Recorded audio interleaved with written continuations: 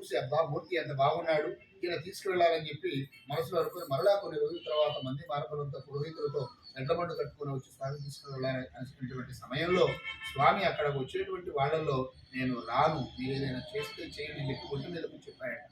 నేను ఇంత చేసుకుని వస్తే స్వామి రాడా, నీ కర్మ అని చెప్పి స్వామిని అక్కడ అమరావతిలో పెడితే బ్రహ్మాండంగా నిత్య ధూపదీప నైవేద్యాలు కొనసాగుతాయి, రానంటావా స్వామి చెప్పి కోపంతో వెళ్ళిపోయాడు. ఆయన వెళ్ళిపోతూ ఉంటే వాళ్ళలోనే ఒంటి మీద కొంచెం పిచ్చివాడా, నువ్వు ఎలాగైతే అమరావతిలో ఉంటే నా దేవాలయం అభివృద్ధి చెందనుకుంటావో నేను ఈ అడవి మార్గంలో ఉండి కూడా నా భక్తులు రప్పించుకుంటా అని చెప్పి అప్పటి నుంచి కోళ్ళూరు ఆంజనేయ స్వామి గారుగా కోళ్ళూరులోనే సుప్రసిద్ధికి ఎక్కాడమ్మా.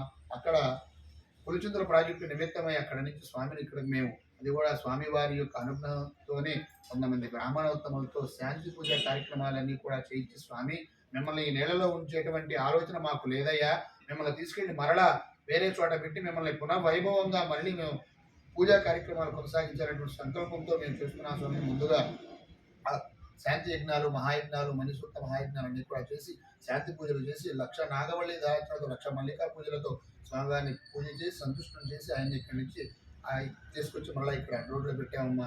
స్వామివారి అడ్రోడ్ వచ్చినా కూడా మేము మళ్ళీ పునర్వైభవం వస్తుందా రాదనుకున్నాం. బ్రహ్మాండంగా కొన్నించిన వారికి కొంగు బంగారమై కోరికలు తీస్తూ కోళ్ళూరు ఆంజనేయ స్వామి వారి లాగా సుప్రసిద్ధికి ఎక్కాడు. అది మొదలు ఇక్కడికి వచ్చి 8 సంవత్సరాలు 9వ సంవత్సరం అమ్మాయి వచ్చిన దగ్గర నుంచి వచ్చిన భక్తులకి మాకు ఆనందదాయకంగా ఉంది. వాళ్ళు చెప్పేటువంటి మాటలు కానీ వాళ్ళు చెప్పేటువంటి ఆ అనుభూతులు కానీ ఆనందదాయకంగా ఉంది.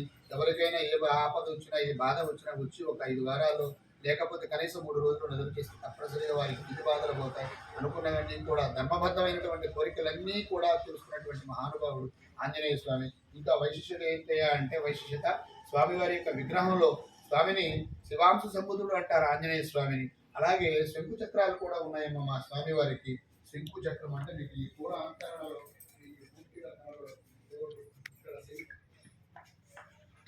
స్వామి ఇక్కడికి రావచ్చా? ఇక్కడ శంకున్నమ్మా స్వామివారి యొక్క విగ్రహానికి ఇక్కడ శంకు, అటువైపు చక్రం, అంటే విష్ణు స్వరూపం స్వామివారిని భావిస్తూ ఇటువంటి విగ్రహాలకి ఒక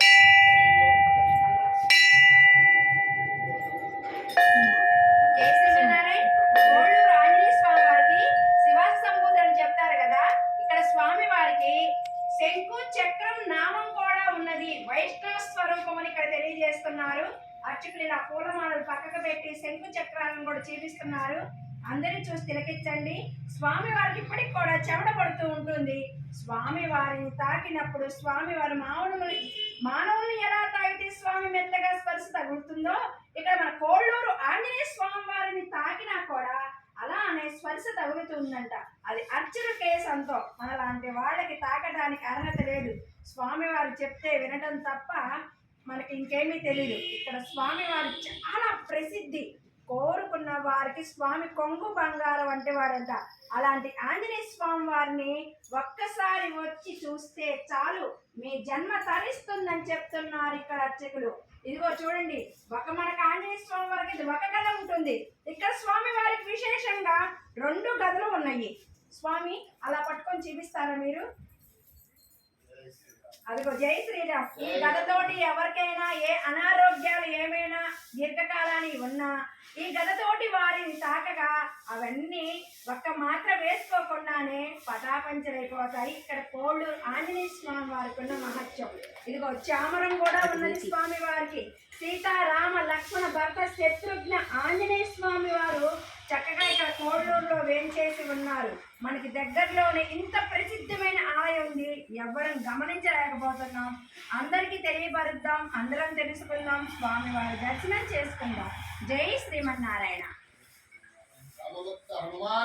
జై శ్రీరామ్. జై శ్రీరామ్.